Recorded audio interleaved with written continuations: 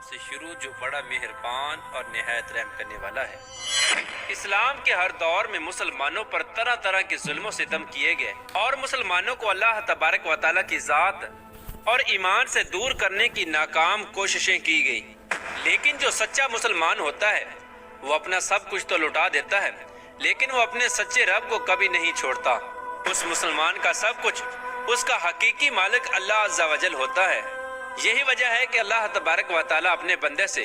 70 ماؤں سے بھی زیادہ پیار کرتا ہے۔ ایسا ہی ایک ایمان افروز واقعہ آج کی اس ویڈیو میں ہم آپ کو بتائیں گے کہ کس طرح ایک خاتون نے اپنا سب کچھ اپنے سچے رب پر قربان کر دیا۔ پیارے دوستو، یہ ایمان افروز واقعہ فرعون کی بیوی کا ہے۔ آج کی اس ویڈیو میں ہم آپ کو بتائیں گے کہ دنیا کے سب سے بڑے جابر اور ظالم جو کہ خدائی کا دعوے دار تھا، اس کے باوجود بھی اس کی بیوی کس طرح اللہ تبارک و تعالیٰ کی وحدانیت پر ایمان لے کے آئی، ان کا ایمان لانے کا سبب کیا بنا، اور جب فرعون کو اپنی بیوی کے ایمان لانے کی خبر ملی تو اس بدبخت نے اس نیک خاتون پر کون کون سے ظلم و ستم کے پہاڑ ڈھائے، اور فرعون کی بیوی کون تھی اور کس کی اولاد میں سے تھی۔ پیارے دوستو، اس قابل رشک قربانی کے بعد اللہ تبارک و تعالیٰ نے اس نیک خاتون کو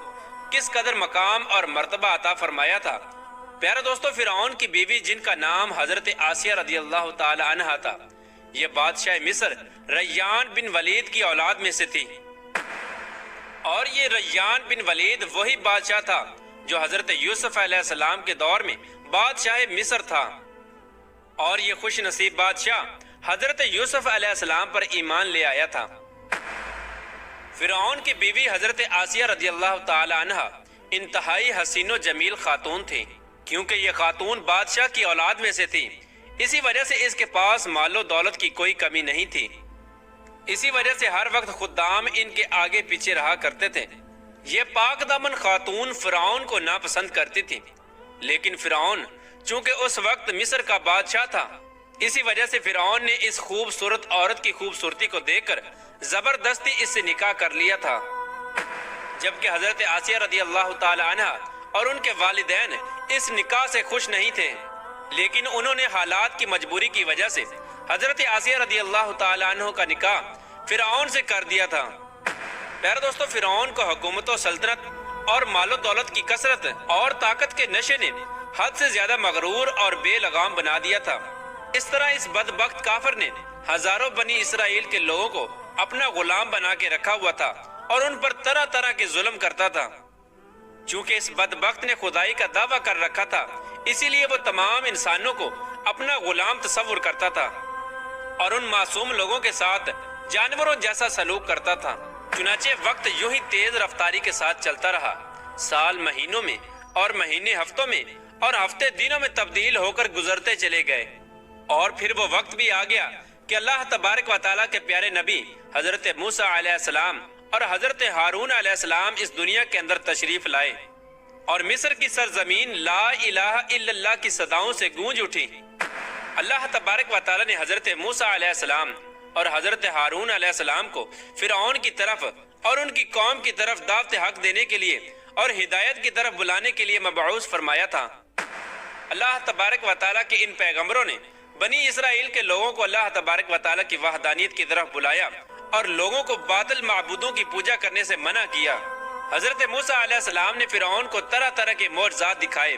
لیکن اس کے باوجود بھی یہ لوگ کفر اور سرکشی پر اڑے رہے اور اللہ تبارک و تعالیٰ کی وحدانیت کا مسلسل انکار کرتے رہے۔ اس کے باوجود بھی حضرت موسیٰ علیہ السلام فرعون کو اور بنی اسرائیل کے بدبخت لوگوں کو دعوت حق دیتے رہے۔ جب فرعون حضرت موسیٰ علیہ السلام کی اس تبلیغ سے تنگ آ گیا تو فرعون نے یہ خیال کیا کہ کیوں نہ موسیٰ علیہ السلام کو لوگوں کے سامنے جھوٹا ثابت کیا جائے۔ چنانچہ فرعون نے حضرت موسیٰ علیہ السلام کو جھوٹا ثابت کرنے کے لیے ایک خاص دن مقرر کیا، جس دن مصر کے اندر بہت بڑا میلہ لگتا تھا اور جس میلے کے اندر کثیر تعداد میں لوگ جمع ہوتے تھے۔ چنانچہ فرعون نے مصر کے تمام بڑے بڑے جادوگروں کو بلایا اور حضرت موسیٰ علیہ السلام کو جھوٹا ثابت کرنے کا کہا۔ چنانچہ جب وہ میلے کا دن آیا تو ایک وسیع و عریض میدان سجایا گیا، اور ادھر فرعون اپنی فرعونیت کے نشے میں مخمور ہو کر اپنے عالی شان تخت پر جا بیٹھا، اور سلطنت کے کونے کونے سے بلائے گئے بڑے بڑے جادوگر بھی جمع ہو چکے تھے، اور اس طرح ہزاروں افراد کا مجمع بھی جمع ہو چکا تھا، اور یہ حق اور باطل کا عظیم ترین معرکہ تھا جس کو دیکھنے کے لیے بے شمار لوگ جمع ہوئے تھے۔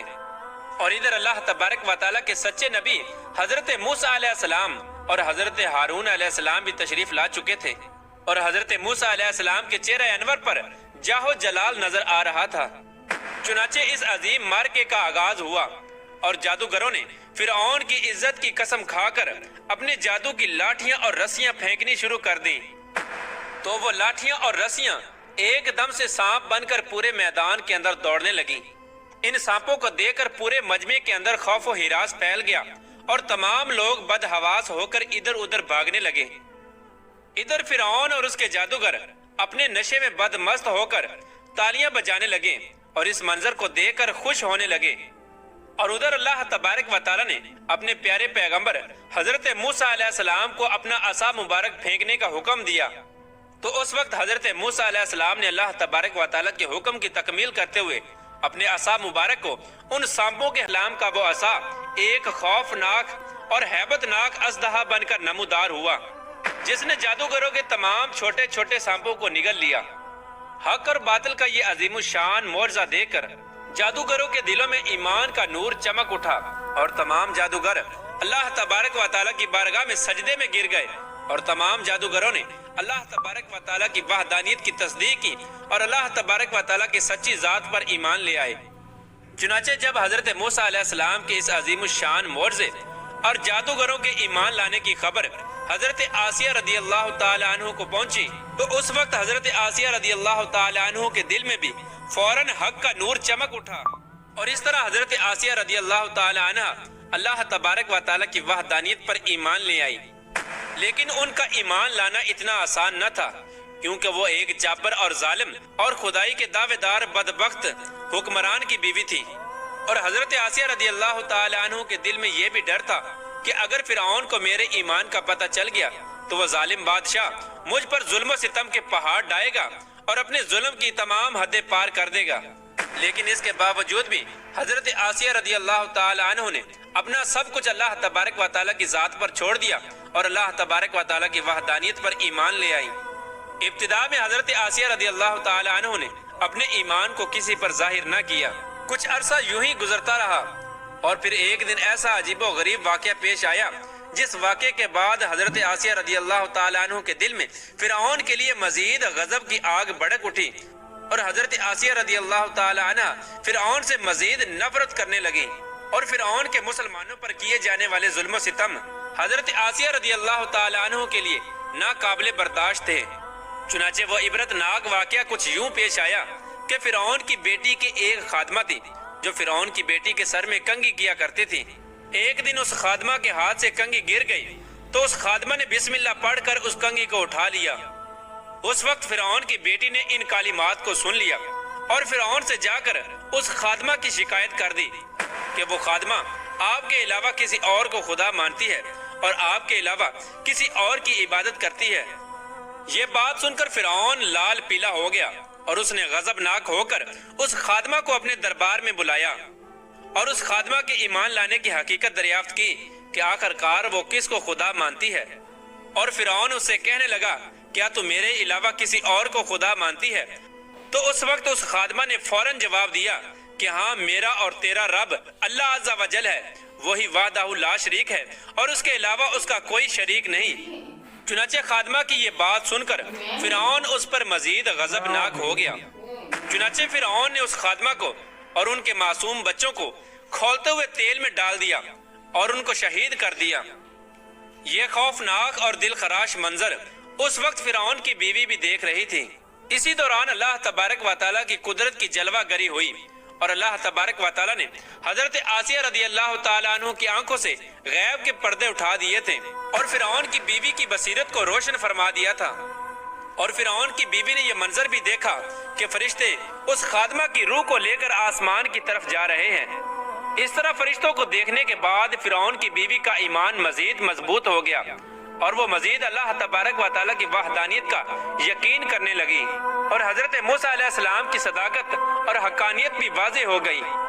اس خوفناک منظر کو دیکھنے کے بعد فرعون کی بیوی سوچ میں پڑ گئی اور سوچنے لگی کہ میں مسلمان ہونے کے باوجود بھی مسلمانوں پر ہونے والے ان تمام تر ظلم و ستم کو کس طرح برداشت کر سکتی ہوں۔ ابھی فرعون کی بیوی انہی خیالات کے اندر گم تھی کہ فرعون اپنی بیوی کے پاس آیا اور اس مظلوم عورت پر کیے جانے والے اپنے ظلم و ستم کی داستان کو اپنی بیوی کے ساتھ بیان کرنے لگا۔ اس وقت فرعون کی بیوی نے اپنے دل ہی دل میں فرعون کے خلاف بغاوت کا علم بلند کرنے کا ارادہ کر لیا تھا۔ جب فرعون نے اپنی بیوی کو اس مظلوم عورت کو شہید کرنے کی خبر دی تو فرعون کی بیوی نے فرعون سے کہا کہ اللہ تیری خرابی ہو، کس شے نے تجھے اللہ تبارک و تعالیٰ کے مقابلے میں اتنا بے باک کر دیا ہے؟ یہ بات سن کر فرعون ایک بار پھر بھڑک اٹھا اور اپنی بیوی سے کہنے لگا کہ تجھے بھی اسی جنون نے آ لیا ہے جس جنون کے اندر وہ خادمہ مبتلا تھی۔ چنانچہ اس کے جواب میں فرعون کی بیوی نے فرعون سے کہا کہ مجھے کوئی جنون نہیں آیا، میں تو اس خدا وحدہ لا شریک پر ایمان لا چکی ہوں جو میرا اور تیرا اور تمام جہانوں کا سچا رب ہے۔ اس طرح اس بہادر خاتون نے کھلا مکھلا فرعون کے سامنے اپنے ایمان کا اظہار کیا۔ فرعون اپنی بیوی کی یہ بات سن کر حیران و پریشان رہ گیا اور فرعون شروع میں بغیر کسی ظلم و ستم کے اپنی بیوی کو سمجھانے کی کوشش کرنے لگا، اور فرعون نے اپنی بیوی کو ایمان سے دور کرنے کے لیے ان کے والدین کو بھی بلایا اور ان کو دھمکی دینے لگا کہ اگر تمہاری بیٹی نے حضرت موسیٰ علیہ السلام کے خدا کا انکار نہ کیا تو ضرور یہ موت کا مزہ چکھے گی۔ چنانچہ حضرت آسیہ رضی اللہ تعالیٰ عنہ کے والدین نے تنہائی کے اندر حضرت آسیہ رضی اللہ تعالیٰ عنہ کو سمجھانے کی کوشش کی، لیکن حضرت آسیہ رضی اللہ تعالیٰ عنہ کا ایمان چونکہ مضبوط ہو چکا تھا، اسی وجہ سے انہوں نے ان کی بات ماننے سے انکار کر دیا، اور حضرت آسیہ رضی اللہ تعالیٰ عنہ اپنے والدین سے کہنے لگی کہ میں اللہ تبارک و تعالیٰ کی وحدانیت کا انکار نہیں کر سکتی۔ اپنی بیوی کو طرح طرح کی اذیتیں دینے کا فیصلہ کیا تاکہ یہ اپنے ایمان سے دور ہو جائے اور مجھ کو خدا ماننے لگے۔ پیارے دوستو، روایات میں آتا ہے کہ فرعون کے حکم سے حضرت آسیہ رضی اللہ تعالی عنہ کو طرح طرح کی اذیتوں کے اندر مبتلا کر دیا گیا، حتیٰ کہ حضرت آسیہ رضی اللہ تعالی عنہ کے ہاتھوں اور پاؤں میں میخیں لگا کر دھوپ کے اندر سورج کی طرف رخ کر کے لٹا دیا گیا، اور آپ کے سینے کے اوپر چکی کا 12 بھرکم پتھر رکھ دیا گیا تاکہ آپ ہل نہ سکیں۔ لیکن ان تمام تر تکالیف اور مصائب کے باوجود بھی حضرت آسیہ رضی اللہ تعالی عنہ کے ایمان کے اندر ذرہ برابر بھی کمی نہ آئی، بلکہ ان تمام تر تکالیف کے باوجود بھی آپ کے ایمان کے اندر مزید اضافہ ہوتا چلا گیا۔ چنانچہ جب فرعون نے ان تمام تر تکالیف کے بعد اپنی بیوی سے ایمان سے پھرنے کا کہا تو حضرت آسیہ رضی اللہ تعالی عنہ نے بڑا ہی ایمان افروز اور ایمان کو تازہ کر دینے والا جواب دیا، جس سے فرعون کا گھمنڈ خاک میں مل گیا، اور فرعون حضرت آسیہ رضی اللہ تعالی عنہ کے ایمان اور ہمت کے آگے گھٹنے ٹیکنے پر مجبور ہو گیا۔ چنانچہ حضرت آسیہ رضی اللہ تعالی عنہ نے ارشاد فرمایا، اے دشمن خدا اور ظالم انسان، تو میرے وجود پر تو قادر ہو سکتا ہے، لیکن میرا دل اللہ تبارک و تعالیٰ کی پناہ میں ہے۔ اگر تو میرے جسم کے ہر حصے کو بھی کاٹ دے تب بھی میرا عشق اور ایمان اللہ تبارک و تعالیٰ کی بارگاہ میں بڑھتا چلا جائے گا۔ اسی دوران جب حضرت آسیہ رضی اللہ تعالی عنہ پر ظلم و ستم کے پہاڑ گرائے جا رہے تھے، حضرت موسیٰ علیہ السلام وہاں سے گزرے تو حضرت موسیٰ علیہ السلام سے حضرت آسیہ رضی اللہ تعالی عنہ نے پوچھا، کیا میرا رب مجھ سے راضی ہے؟ تو حضرت موسیٰ علیہ السلام نے ارشاد فرمایا، اے آسیہ رضی اللہ تعالی عنہ، آسمان کے فرشتے تیرے انتظار میں ہیں اور اللہ تبارک و تعالیٰ تیرے ایمان اور تیرے کارناموں پر فخر فرماتا ہے۔ آپ اللہ تبارک و تعالیٰ کی بارگاہ میں سوال کریں، آپ کی ہر حاجت پوری کی جائے گی۔ اس وقت حضرت آسیہ رضی اللہ تعالی عنہ نے اللہ تبارک و تعالیٰ کی بارگاہ میں یہ دردناک دعا کی، اے میرے پروردگار، میرے لیے اپنے پاس جنت میں ایک گھر بنا اور مجھے فرعون اور اس کے ظلم سے نجات دے اور مجھے ان ظالموں سے نجات بخش۔ ادھر جب فرعون نے حضرت آسیہ رضی اللہ تعالی عنہ کو ایمان سے دور کرنے کی تمام تر کوششیں کر لی اور ہر کوشش کے اندر ناکامی کا سامنا کرنا پڑا، تو اس وقت فرعون نے حضرت آسیہ رضی اللہ تعالی عنہ کو شہید کرنے کا فیصلہ کر لیا، اور آخری حربے کے طور پر فرعون نے اپنے کارندوں سے کہا کہ ایک بہت بڑی چٹان لے کر آؤ، اگر یہ چٹان دے کر اپنے ایمان پر قائم رہتی ہے تو یہ چٹان اس پر گرا دینا، اور اگر یہ ایمان سے پھر جاتی ہے تو پھر یہ میری بیوی ہے۔ پیارے دوستو، اس خوفناک منظر کے وقت جہاں ایک طرف زندگی ہے اور دوسری طرف موت کھڑی ہے۔ تو اس وقت حضرت آسیہ رضی اللہ تعالی عنہا نے آسمان کی طرف نگاہ اٹھا کر دیکھی تو جنت کے اندر اپنا سفید موتیوں والا محل نظر آیا، جس سے آپ کا ایمان مزید بڑھ گیا، اور اسی حالت میں آپ کی روح پرواز کر جاتی ہے، اور اس کے بعد آپ رضی اللہ تعالی عنہ کے جسم مبارک پر وہ چٹان گرا دی جاتی ہے، اور وہ چٹان ایسے بدن پر گرتی ہے جس میں روح نہیں ہوتی۔ اس دردناک واقعے کے دوران جب فرعون اپنی بیوی پر طرح طرح کے ظلم کر رہا تھا، اس وقت اللہ تبارک و تعالی نے اپنے فرشتوں کو حضرت آسیہ رضی اللہ تعالی عنہ پر مقرر کر دیا تھا، اور وہ فرشتے حضرت آسیہ رضی اللہ تعالی عنہ پر سایہ کیے ہوئے تھے، اور ان کو جنت کے اندر اپنا مقام دکھا دیا تھا،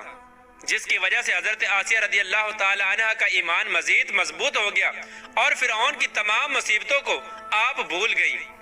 اس طرح حضرت آسیہ رضی اللہ تعالی عنہ نے دنیا کی تمام تر تکالیف اور مصیبتوں کو برداشت کیا، لیکن اللہ تبارک و تعالی کی وحدانیت کو نہیں چھوڑا،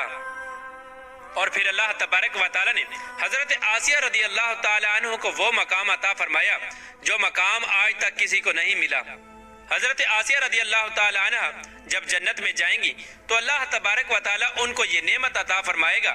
کہ وہ جنت میں حضور پاک صلی اللہ تعالی علیہ وآلہ وسلم کی زوجہ محترمہ ہوں گی، اور اللہ تبارک و تعالی ان کا شمار حضور صلی اللہ تعالی علیہ وآلہ وسلم کی ازواج مطہرات میں فرمائے گا۔